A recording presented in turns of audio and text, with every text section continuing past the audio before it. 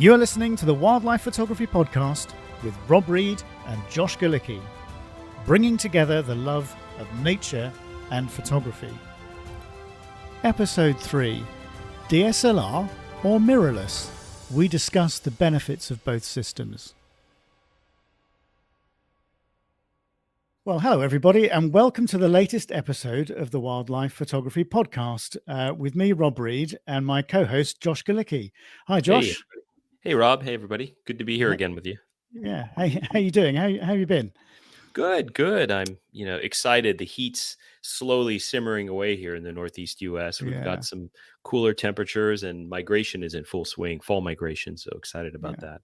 Well, it's actually started raining here as well, which is a bit of a relief after, seemingly months of sunshine and hot weather. Shouldn't really complain, but it's not really my thing.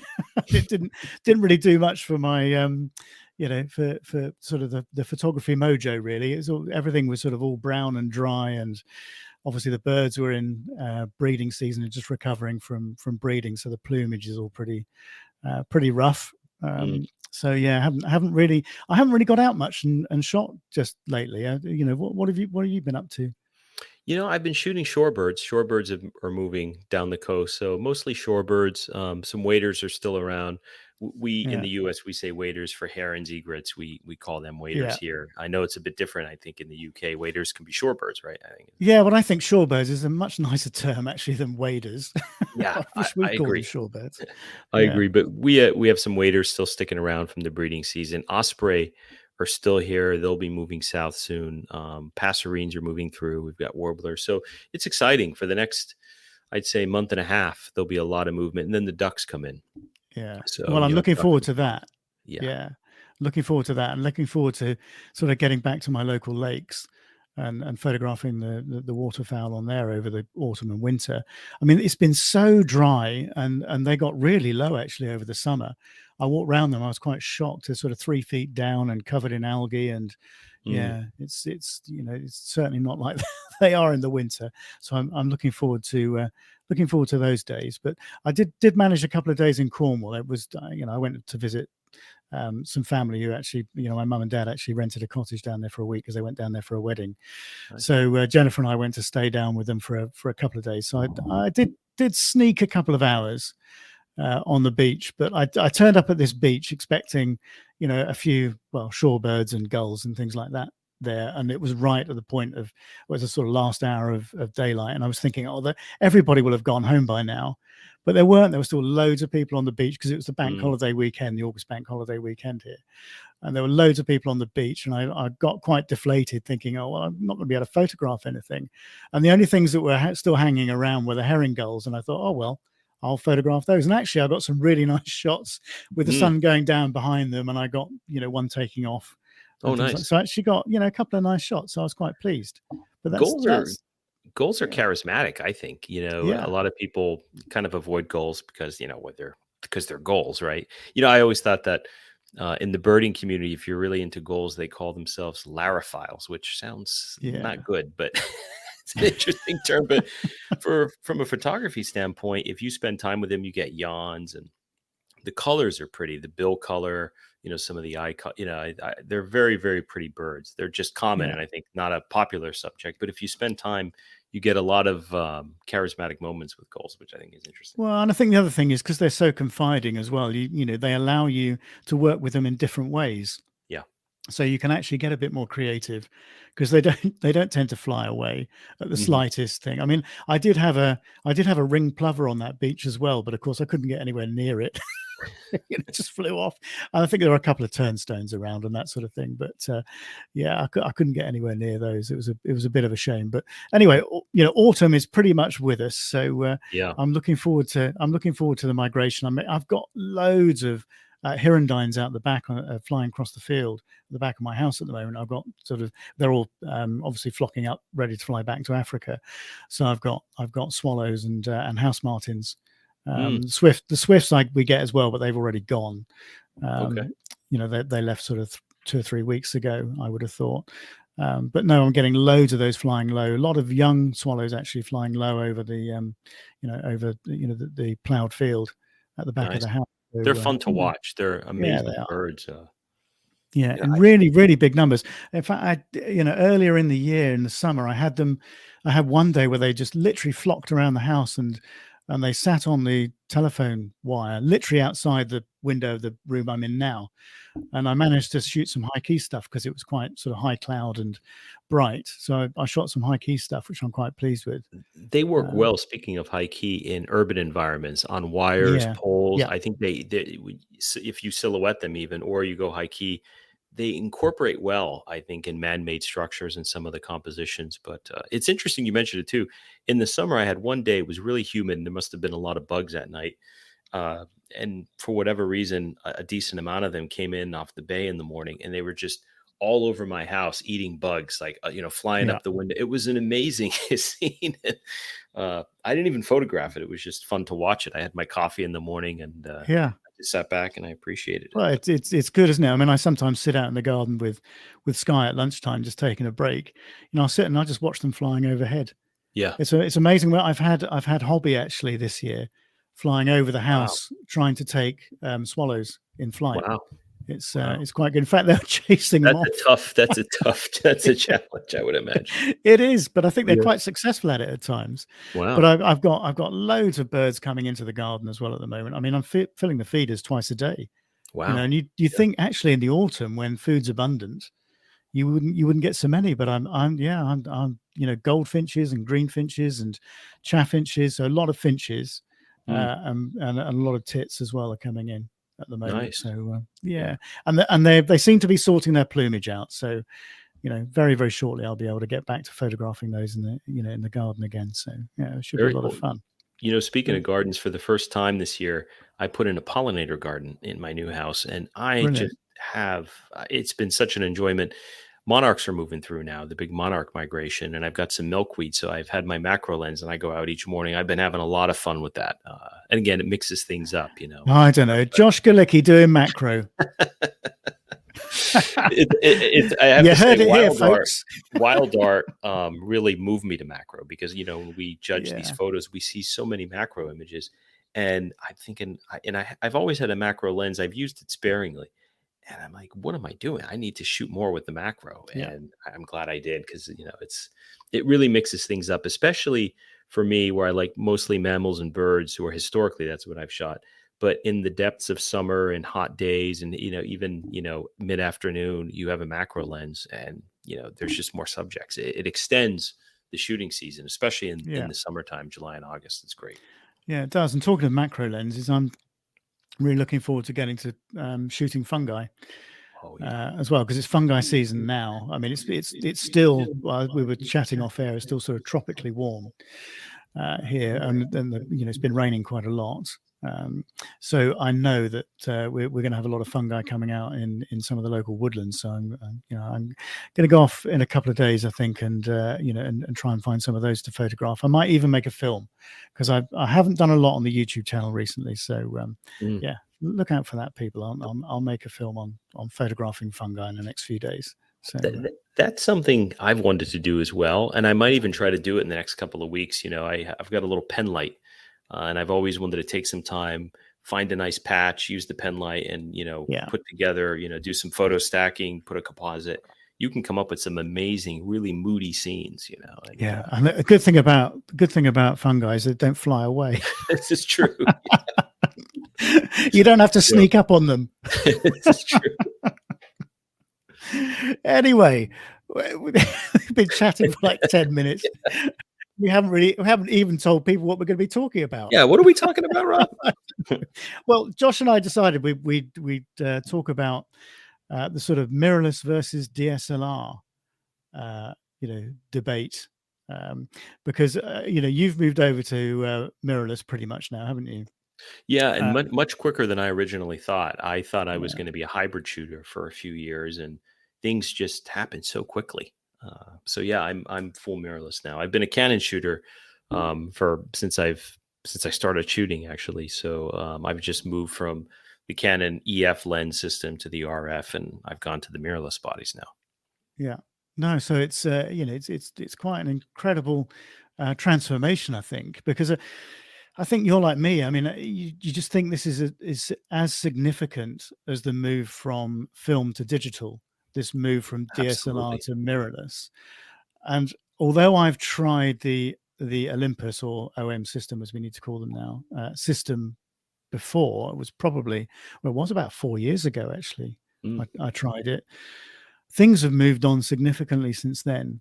And obviously I'm still shooting with a DSLR. I still shoot with the D850 because I'm a Nikon shooter.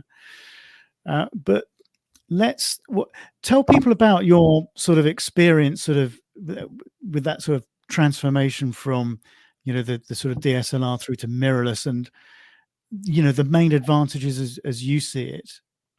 Yeah, absolutely. One thing I'll say really quickly on the OM systems, they first developed a few years ago, and this was kind of the trend when it comes into all of the new features in cameras, the Pro Capture. Oh, I the think Pro I Capture is believe they were the first, amazing. yeah, which Yeah. is just, and for the folks who don't know Pro Capture, it's a program where it will take images before you hit the shutter button. It's so you can get birds taking off and all of the things action wise that you wouldn't normally anticipate and you would miss in the past. So that was a huge thing. And when it comes to form and function too, I mean, there's pros and cons when it comes to depth of field with the 2x crop factor for their cameras. But overall, if you want something light, you want something to put in a backpack and move around in the field, that was huge. So there's even that, I think, has been a big change. And I think that's part of, one of the advantages, I think, when it comes to mirrorless, it's lighter. The gear is not as heavy and it's lighter. And that, I think, is true probably across all of the systems. Folks just don't want big, bulky, and heavy. Nobody wants that. Frankly, nobody likes shooting off a tripod. I used to shoot much more on a tripod. But, with these new mirrorless systems and the new cameras coming out, when it comes to image stabilization, it's incredible now. I very rarely shoot with a tripod. If it's a landscape shot or I need motion blur or I'm shooting waterfalls, I'll have a tripod. Outside of that, very rarely anymore am I on a tripod. If I have flash and I have a bracket and I'm shooting songbirds, it'll be on a tripod. But other than that, I avoid a tripod. That's one of the advantages. Yeah, I'm with you on that. Actually, I very, very rarely use a tripod anymore. The only times I tend to use them actually is when we're talking about photographing fungi and plants and things like that. It's really useful when you're doing that sort of thing to get critical focus on the right part of the frame, particularly if you're doing shallow depth of field stuff, and it's all sort of arty, but you need the critical element. You need absolutely pin sharp. It's really good for that, to have it on a tripod, to zoom in on the screen on the back and make sure you've nailed the focus and manually in the right place. So that's really the only time I tend to use them. I think I probably would use them. I've got plans to get into the water this winter with some of the water birds, and I think I'd mount the camera on a tripod then and get in with some chest waders and And even with the image stabilization, it's so good. I've got a Canon R5, R6. You hold that out, I can take a shot, a 1 second exposure of a waterfall shot, and it will be relatively sharp. It's amazing what's being done. So I think huge leaps and bounds on image stabilization. Another huge thing when it comes to, for nature photographers, wildlife in particular, and this was a game changer for me, a silent shutter. That's huge when you're out in the field. If you're photographing shy subjects, or you're close, you're in a blind, or you spend all this time crawling up to where you're positioned, and that mirror slap comes in and it makes noise, and animals notice this. Some don't care, but some do. And I've had a lot of sequences over the years where the shutter was just too loud. My 1DX or my 7D, whatever I was shooting, would go off, and you'd hear the machine gun. And the Nikons are even worse. Yeah, the D4 and the D5. Oh, crikey! It is like a Gatling gun. Yeah. And having that silent shooting with the electronic shutter that was a game changer as well. You can get up close, and you can have some people I know are rightly a bit concerned because they don't know they're shooting. There's actually now introduced sounds you can turn on, artificial sounds, just so folks know that they're taking images. And that was huge. Well, that was number one on my list, actually, was the advantages of mirrorless is that silent shutter.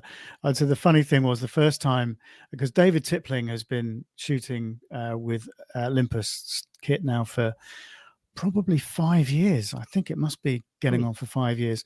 And the first time I sort of saw him with that kit, we went to photograph snow buntings on the Norfolk coast. So I drove up to Norfolk for the day and met him up there. And of course, I was lying on the sort of shingle on the beach next to him, photographing these snow buntings.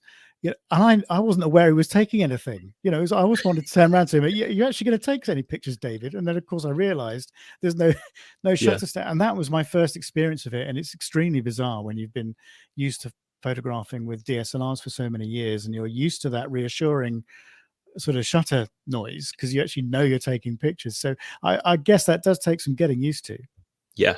I was shooting with DSLRs with other folks who had mirrorless systems, and I would always think, "Oh, you're missing the moment. Are you not shooting this?" Of course, they were shooting it, but and even when you don't have your camera in your hands, if you're having a remote setup or remotely triggered setup, camera trap setups, if you have an electronic shutter, you're not going to startle the animal. How many shots where I've had mirrorless setups, whether they're camera traps or remote, and you're in a position where the animal's in the frame and all you get is a butt shot, by the time, or you get one shot and the animal hears it and the animal runs. You don't get that with a silent shutter, so it's huge.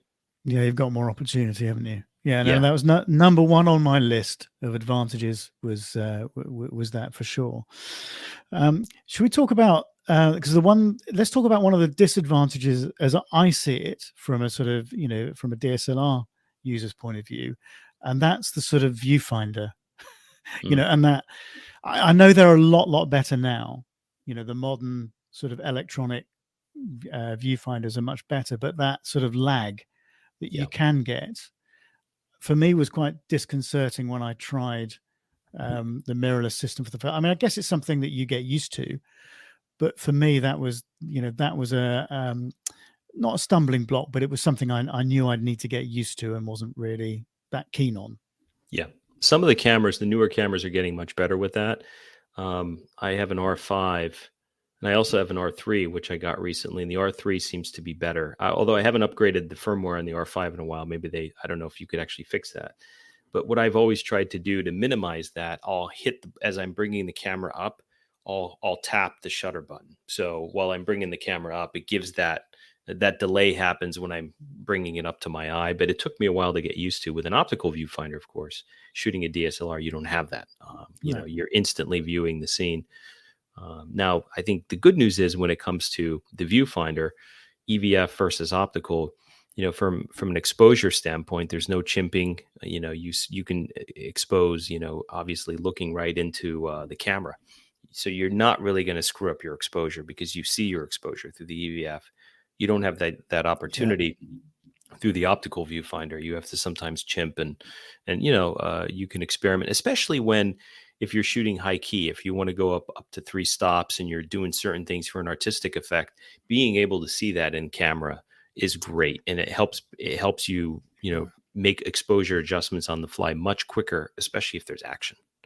Yeah. And I often find that when I'm shooting into the light, and I might be just shooting water birds or whatever it might be, and I want to go from taking something a bit more literal to something more artistic. So, perhaps underexposing by 2 or 3 stops sometimes, and just looking for those highlights to come through, and the rest of it being pretty dark. It's a bit of a guessing game sometimes. You're using your experience to dial in a bit of exposure compensation. So you need to know how the camera meters in normal circumstances, and you need to sort of kind of guess roughly where you need to be. And you know what it's like. Sometimes these things happen in a split second, and all you've got is that half a second to capture what's in front of you. So I can I really do get the advantage of being able to see the effect of your exposure settings through the viewfinder. I think is that's a real advantage as well. As Andy Rouse says, he said, I turn the dials until it looks nice, because he's looking through the thing, and he said, I don't care about the settings. It's not important. It's the resulting image that's important. Yeah, you So, can kind of move away from, the old histogram theory, right? Try to, get as close as you can to the right of the histogram, the old exposure techniques yeah, in the DSLR world. Like if you're shooting, a matter of fact, I was in the backyard, I had a great egret a couple days ago, bright white, sunny conditions. So normally, you're probably -1 stop on the exposure meter. yeah, I But would think so. if Yeah, you want the rest of the background to even be darker and you want the grid to stand out, well, maybe you want to go down more than that. Maybe you want to go down even 2 stops, and you can brighten the bird a little bit, and then everything else. So all these different things you can do a lot more easily when you're looking through the EVF. The one disadvantage I'll mention on mirrorless cameras, well, it was initially perceived as a disadvantage. I don't know if it is anymore, because I think the technology is catching up with it. But battery life, when you turn on your camera, you have to turn on the EVF, it's using battery. So when you look through the EVF, yeah, obviously it's digital, the battery's using up energy. With an optical viewfinder, you don't have to do that. So the earlier mirrorless cameras, there was a perception, or probably rightly so, I think more than a perception, the battery life was it was not anywhere close to DSLR battery life. They have really gotten much better. I know, for instance, I was talking about Canon, the R3. It's got the same battery that was used in the 1DX series, and my battery is fantastic. I can shoot thousands of images. I can shoot all day with it. The R5, I have a battery grip where I put 2 batteries in. It's fine. yeah. It's not as good as the R3, well, like a 1DX series, if you will. But I think the battery life has caught up. That was a big issue, I believe, early on. Yeah, I think that's right. I think I Yeah. remember with Olympus that was a bit of an issue. You need to carry around an army of batteries with you, but then that gear is so light that I don't think it really matters. And I haven't shot mirrorless in extreme cold climates. I've been in Minnesota in the wintertime shooting great gray owls and things, and I was in -45-degree weather, which was really cold. And this is Fahrenheit. And I had a 1DX at the time, and it held up. The battery life was Yeah, substantially less, but it held up. Yellowstone in winter, it was this past winter. I was in Yellowstone, and it was cold. It was like -10 Fahrenheit, and I had the mirrorless systems with me. I had an R5, and I think I just had the R5 with me at the time, and it held up well. I was afraid in light of the durability and how it would stand up. But I haven't been in anything as extreme as I was in Minnesota. -45 was the most extreme I've been in. wow. But I'd be curious to see how some of the newer mirrorless would handle in, like, again, this is very niche, but like Ellesmere, or Alaska in the wintertime, or some of these other spots. Yeah, well, I think Olympus. I can't remember what they said, because I know somebody that did go to Ellesmere within the last year or so, and they were talking about borrowing some Olympus kit just to do Mm, some videoing. And I was talking to, the guys at Olympus, and just saying, what can it take, and it was surprisingly low, I think. Although I don't think they've tested them in those sorts of extreme conditions, thoroughly. But we're coming, and talking about, resilience. And we're talking about OM system in particular. I don't know if the Canon is the same, but the weather sealing on that camera as well mm. is just amazing. We've all seen those videos of people putting them under the shower. Yeah, yeah, and that's an issue if you're shooting, in South America, or you're in a tropical setting. Mm. I treat gear as it's meant to be treated. Like most people do, it's a tool, right? It's not Yeah. something that you want to put in your living room and have it all shined up. It's going to get beat up. So that's another important thing, outside of, just cold climates. How does it stand up to humidity? How does it stand up to moisture? And that's very, very significant. So yeah, I've seen some of the ads on that a few years ago. It was pretty impressive to see. Well, I had a chat with Peter Bambusek about that. And he said, no, it's true. He said, honestly, I tried it out, shoved it under the shower. And he said, and he's shooting in Costa Rica and these sorts of places all the time. And he must give his kit, a real test. And it's brilliant. It's Yeah. just brilliant. Yeah, So, I would trust what Peter says, because when it comes to tropical shooting, he is yeah, there. he's, yeah, he's he the man. That's For that's for sure. yeah. You know In what? fact, he's over in the UK at the moment. Is he I really? think, yeah, he's I think he's shooting at a place called Snettisham, which is in Norfolk, and Okay. it's a place where at this time of the year, huge congregations of shorebirds, so knot and these sorts of things. I mean, just in their thousands, and it's a real spectacle. Yeah, so he's over at the moment. It's just a shame. It's just I go and meet him, but it's like 4.5 hour drive there and a 4.5 hour drive back, and it's a lot of driving in a day. Yeah, yeah, a bit of a shame, but wow, yeah, something. You mentioned your number one was Silent Shutter in terms of the event. I'll give you my number one actually. Now that I think about it, I would say it's probably the autofocus systems in the mirrorless. The introduction of AI, the animal eye, and being able to have autofocus points all over your screen, and having the AI which locks onto the animal, the bird, whatever you're photographing, you can compose in frame. It's amazing. You don't have to worry about moving focus points around. You can put the animal wherever you want in the frame for wildlife photography, and it minimizes cropping. It gives you the ability to capture much more through an action sequence. Certainly, you're able to, if you're a keen shooter and you know how to operate the autofocus systems on the DSLRs, you can certainly still capture this stuff, but not like having AI. It's a game changer. Isn't it a ball ache having to move that focal point around when you've got something happening in front of you, and particularly if your hands are cold as well.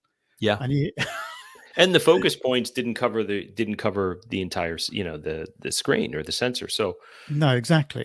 Yeah, I mean it's got a lot better, but isn't it? I mean, I don't know what it's like with a Canon, but aren't they pretty much? I think the Z9 is pretty much the whole sort of frame now. You can move the focal points around to the edge. Yeah, yep, that's right. And I think it's the same across most of the manufacturers now. It's they have focal points all across, and you can compose in frame. And if you want to put something in the upper left corner, or you don't have to worry about getting things closer to the center, and then you have to crop in. And a lot of these the DSLRs that I've shot with over the years, I was shooting at 18 megapixel, and if I had to get an action sequence and the animal was in the frame, well, that's a significant crop, and can you make a print out of it? Well, maybe. So I would say the autofocus and the AI introduction, the animal AI, it's huge game change. That I think is probably the biggest leap for me. And of course, that matters most with behavior. It matters most with action. And I have to say that even with moving that sort of single point focus around, which I use quite a lot, sometimes it doesn't grab exactly where you want it to grab. It will grab something else on the bird. So if you've got a bird with its back to you, or let's sort of give that as an example. So you've got something relatively large like a goose, and its sort of head is turned back towards you, and it's sort of tucked under its wing or something like that. Quite often, even though I've got the focal point on the bird's head, it will want to grab and gravitate towards the sort of midpoint of the body, and that's really annoying. And I'm assuming that the AI is far more accurate than that. It's far better at actually sorting those situations out. Yeah, there's a margin of error there. It depends on the contrast of the scene and the backgrounds, but overall, even if and how close the animal is in the frame and so forth, but even if it doesn't lock onto the eye, or it can't find the eye, it'll lock onto the body of the animal, and for the most part it works well. And if it doesn't work well initially, I'll use spot focus. I'll focus on the bird, and then once I initially hit focus and I turn to AI and I hit the button that I have for the AI, it'll lock onto it, and it works well.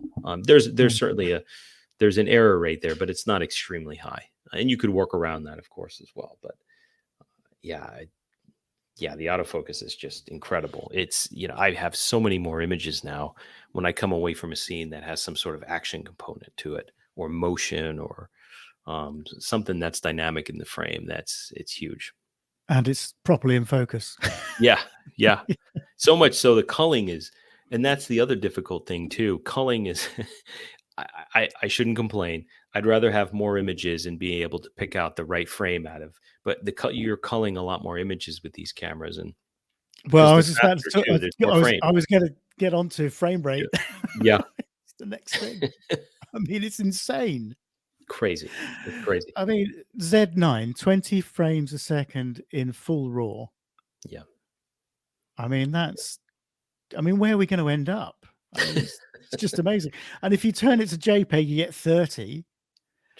And then you can adjust the size down of the actual image, and it will. Okay, so the original Nikon that I bought, the original Canon I bought was the 5D, the very first 5D that they produced, and you remember that's 12 megapixels. And I thought, oh, that was a game changer of a camera. Yeah. But now you can shoot a 12 megapixel image, so as big as that original 5D, you can shoot 120 frames a second. It's crazy. It is crazy.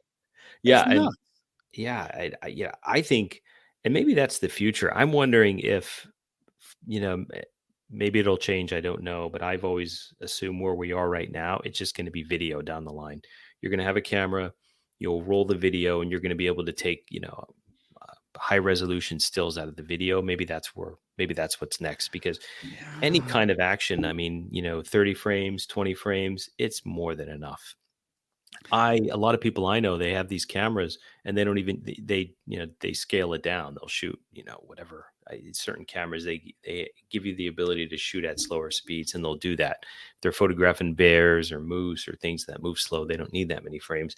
I don't. I always like to have it, so I just I have a lot more to cull through. Yeah. But I mean, I was looking at the price of memory cards, because the thing is, it's all very well having a camera that will do 20 frames a second in RAW at whatever stupid megapixel count the Z9 is, 45 or whatever it is. Yeah. But you need a card that can write the information as quickly as you're, creating it. Yeah. And some of those cards are about £600. So that's what, I have a 1 terabyte. US? I have a 1 terabyte card. A friend of mine has a 2 terabyte card. And again, I never would have thought years ago. I mean, I have external hard drives smaller than that I know. And one thing I think that's been so dramatic too is, normally we haven't gone, and from a frame rate, we haven't gone from 10 frames, 11 frames. It hasn't been incremental. A couple of years ago, I was shooting a lot with a 5D Mark IV, and that was 7 frames a second. Now I'm shooting with an R5 and an R3, and that's 20 and 30 frames a second. So I mean, this is what, just maybe in 2-3 years time, so the progress on the frame rate really has just rocketed forward with the mirrorless systems. It hasn't been as incremental as other types of technology and cameras. And for somebody who likes to shoot action and wildlife, that's huge. Yeah, absolutely. Well, as you say, it sort of gives you that opportunity to choose. It gives you a lot more choice from the sequence that you've shot. And as I said, these action sequences, I mean, they're over in a split second, some of them.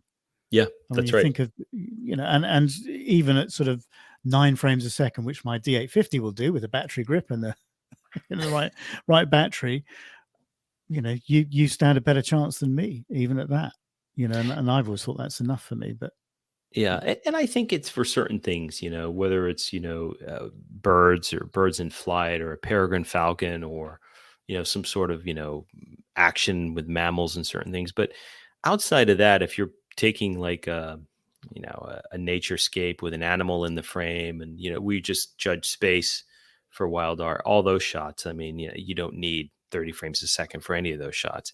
If you're shooting macro and you have a flash setup, you want to have, you're synced under your sync speed, so you're shooting 1/200th, whatever, to click, click, click, click. That's all you need. So I think it helps in certain instances, I think, when it comes to the frame rate.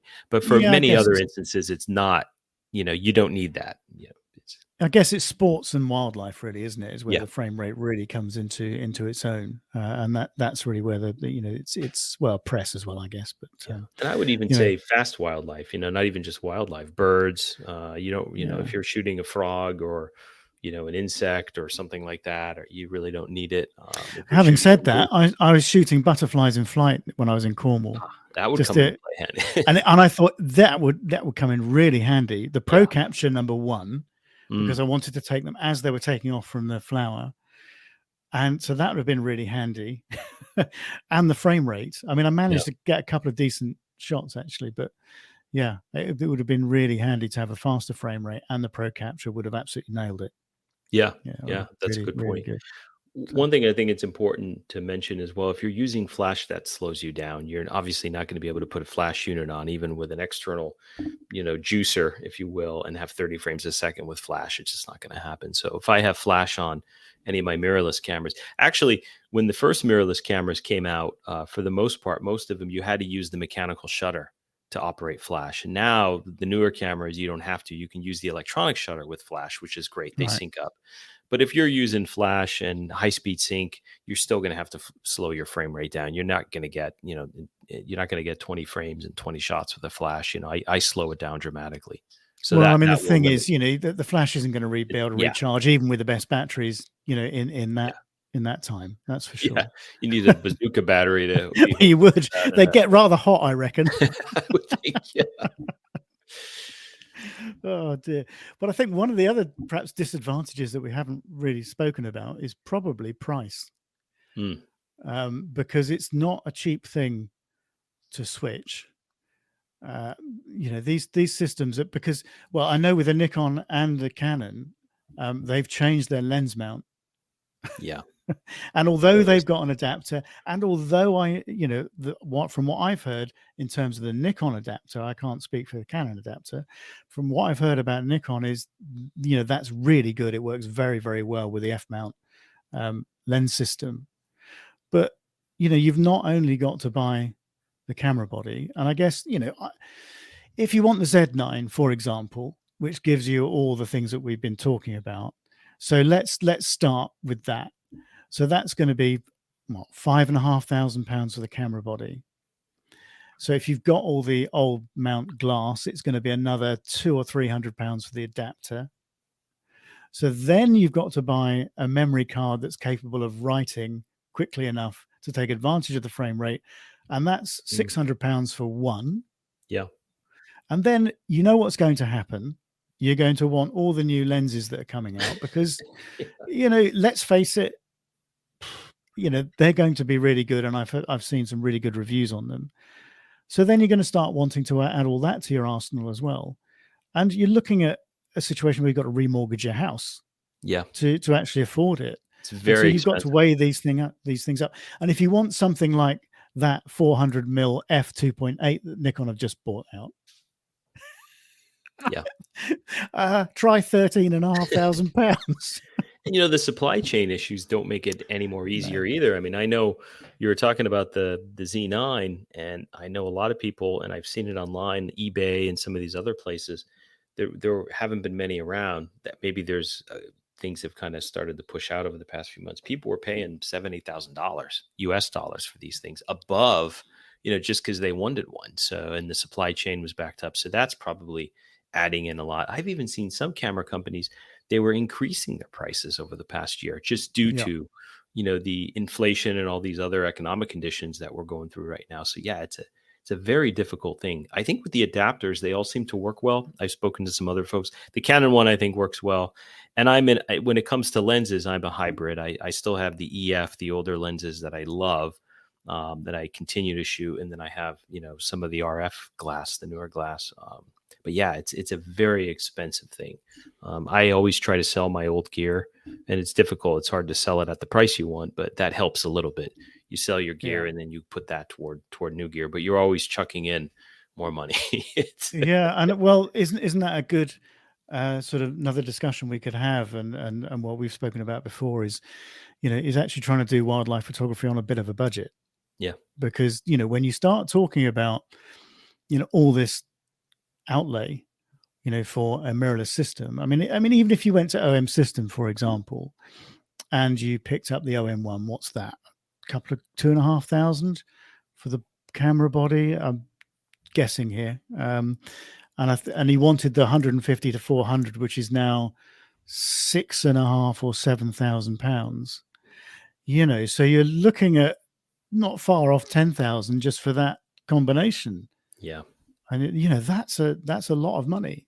Yeah. And that's why I made the decision not to sort of switch, because I think it was pointless for me picking up a Z7 II or something like that, which would be the sort of the price point of camera bodies that I'm used to buying with a sort of D8, with a D850 equivalent, effectively. And I just thought that doesn't give me enough advantage because it hasn't got the frame rate of the Z9, which I'd want, and it hasn't got, it hasn't got all the, it hasn't got the autofocus wasn't really very well spoken of in that camera, whereas the Z9 sorted all that out. So I thought, well, if I'm going to spend the money, there's no point in buying those sort of what I see as the sort of first generation mirrorless from a Nikon perspective, because I don't want, I'm not into changing brands. I've thought very carefully about perhaps sort of bringing an OEM system as a additional system, because it's lightweight and the mirrorless and all the advantages that gives you. But I'd keep the Nikon gear as well. So in the end, I decided that for a lot less money, I'd buy a secondhand D850, keep all my existing lenses, and just work with that, buy the battery grip and get the 9 frames a second out of it, get through the next couple of years with that. And that's not a bad setup anyway. No. It does 99% of the things that I do, it's perfect for. So for that, like 1%, of that would, my photography would improve because I'd have the kit, it wasn't worth the extra money. And that's how I looked at it. Yeah, I agree with you. And I would advise anyone, if you want to get a setup that doesn't cost a lot of money, you can get an older DSLR, maybe get a 70-200. And yeah, you're not going to get the Osprey up close picking up a fish at 6 a.m. before the light comes up in the blue hour. You're not going to get that. But outside of that, you're going to be able to put together some beautiful, beautiful images. And even what we see in the contests and some of the the best wildlife shots, they're using 70-200. They're not using 600 millimeter. You don't need that huge focal length. You can come up with more creative images in shorter focal lengths and use a DSLR, and you can couple of $1,000 and you've got a setup. I mean, there's no way to avoid that. You're gonna have to spend a couple $1,000s either way. But that said, you can get into the field and have some really great results, especially if you know your way around a camera and know what you're doing. Yeah, and I think as we talked about in the last sort of episode of the podcast, that's kind of the way wildlife photography is going anyway, isn't it? It's that sort of more environmental type sort of shot that seems to be in vogue at the moment. So, and I said, I think, and most of the other judges think, that's probably one of the most difficult things to do.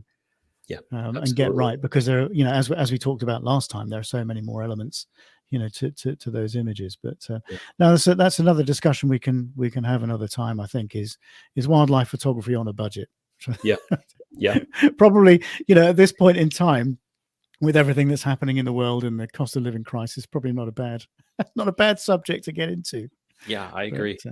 I agree, because a lot of people want to get into it, and cost is definitely it's prohibitive. Because there's so many expenses, and like you said, the memory cards now are a huge thing, and that's an expense that I've been spending 2-3 times more than I ever have because of these larger megapixel, high frame rate cameras. You need more capacity. I will say, on the mirrorless front, I think that's one thing that's handicapped Sony a little bit. If you look at the A1 and the A1 that just came out, they have the CF Express Type A cards, and I think the capacity on those is it 160? I think it's 160, which is not a lot, frankly, especially if you want to shoot to both cards and you're constantly the CF Express Type B, the capacity is a lot bigger on those. I've got 512s, I got 1 terabyte.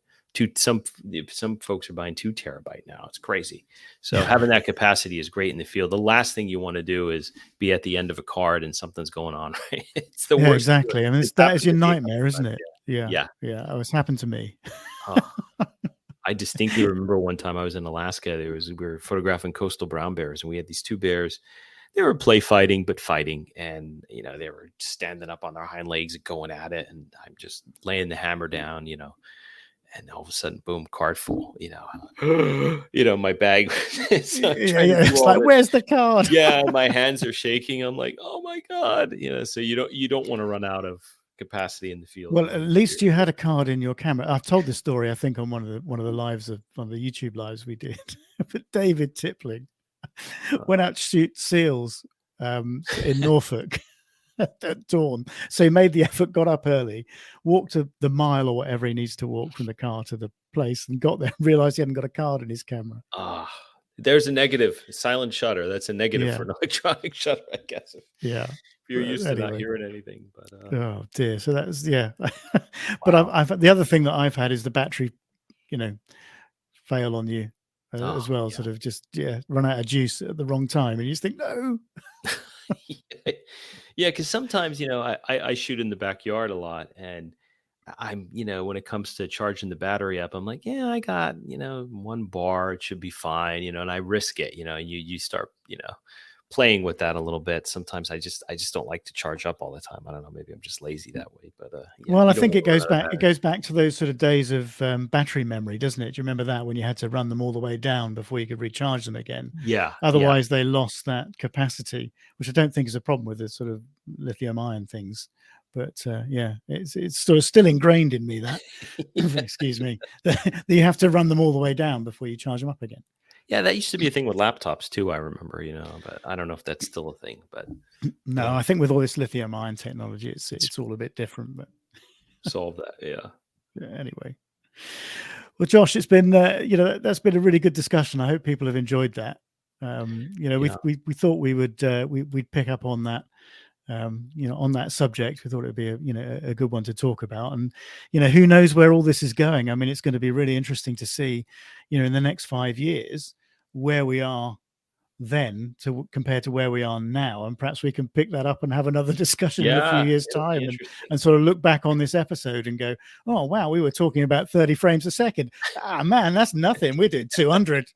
Yeah. I think if you summarize it, there's not many negatives when it comes to mirrorless, frankly. But if you want to go out and take a great picture, you can do that with any setup. I think that's the Yeah. general gist of it, as I'm thinking about it as we're talking. Yeah, and you know what, the most useful photography tool that you have at your disposal is your brain. Yeah. And that's the most important thing to remember. And when we talk about all this sort of amazing technology, really expensive kit, which I know for a lot of people, including me, isn't as accessible, as often as we would like. I mean, I'd like to replace my camera every year and go for the latest stuff, but it's not feasible for me Mm-hmm. at the moment. So, and I know a lot of people are in that situation. You don't need to spend tens of thousands of pounds on the latest kit to get really great wildlife images that have impact. I said the most important thing at your disposal is your brain. Yeah. And that's what composes and creates the image. The camera and the lens is just a tool to capture what you have in your mind, and remember that. Cameras are getting smarter. There's a lot more intelligence in cameras, and you look at the all the computerization, and if that's a word, computerization, I'll use it. It cannot teach you composition, and it's not going to compose an image for you. You have to have an eye, and you have to be able to compose an image. And the good news is, technology is never going to catch up with that. It's never going to teach you that. It's never going to do that. It's something that needs to come from you, and it's going to come from you as a photographer. So that this, at the end of the day, is still an art form rather than And tech. actually thinking about it, is it not an opportunity? Because if the cameras are doing so much more for everybody these days, so with the autofocus systems, with the exposure and everything else, is that not going to lead to a glut of images that all look the same? Yeah, we see that now. Look at social media. I mean, it's I see a lot of the same. A lot of people are starting to say, "Look, I'm looking at too many images of the same thing." And most people will say, I think, a lot of great photographers are starting to say less is more, and I agree. I mean, if you want to spend time scrolling through a social media feed or looking at work, you want it to stick out, you want it to count, and it's harder now. But I think it's like you said, Rob. I think it's an opportunity. It's an opportunity to have photographers have their work stand out more above the pack, because there's a lot of imagery now that's really middle of the road. It's portrait, it's animal, square in the frame, or it's there's a Because lot the of camera is doing everything for you. Yeah, that's right. Pretty much. So you're going to get this situation where pretty much everything looks the same. Yeah. Until you start taking control of that, of the thing that you've got in your hands, and start to employ your brain to think of different ways to capture the subject, to stand out from the crowd, which is why I say I think your brain is the most important tool. And if you want to create something different, it starts there. And it starts with an idea. I mean, I've got images that have taken me over a year, and I'm sure you're the same, have taken me over a year to get. Yeah, most of the best images that we have, they're planned. There's some sort of thought, there's a lot of thinking. It's very rarely do I have an image that I can say was, I'm really proud of, and it was just this complete reactive moment where I just picked up the camera and snapped it. There's a lot of planning that goes into this stuff. To your point, it's using your brain.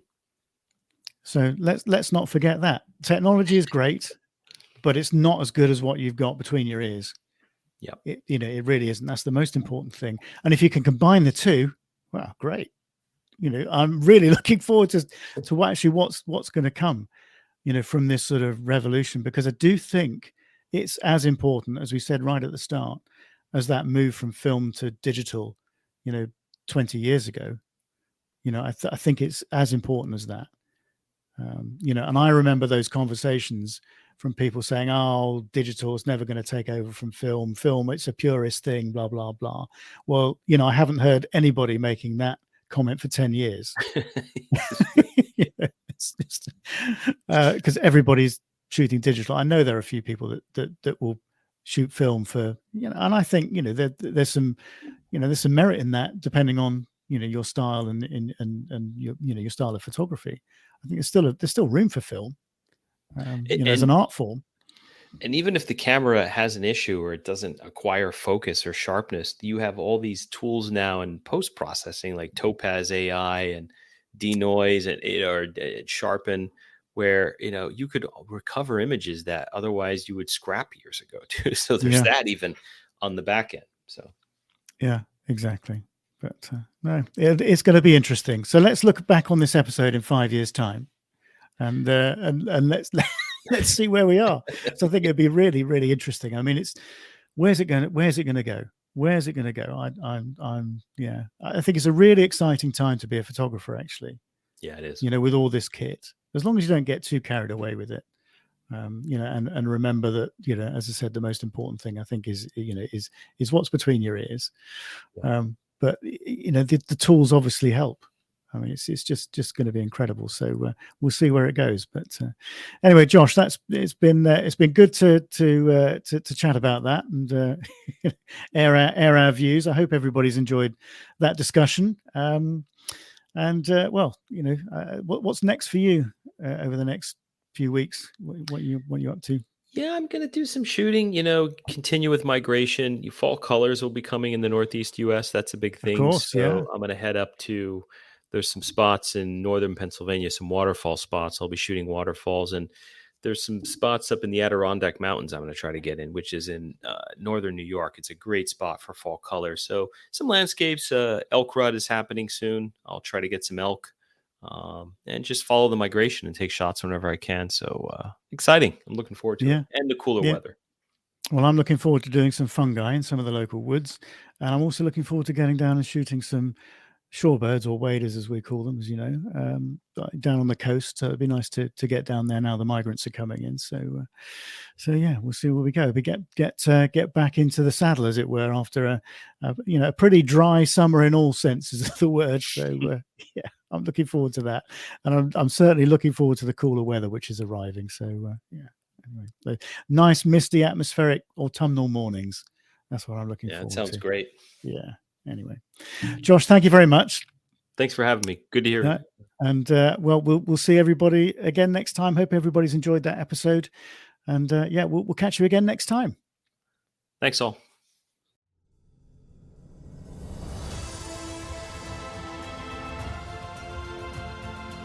You have been listening to the Wildlife Photography Podcast. If you have enjoyed the content, then please help us to spread the word by sharing a link on your social media platforms, giving us a like, and leaving us a comment. See you all again next time.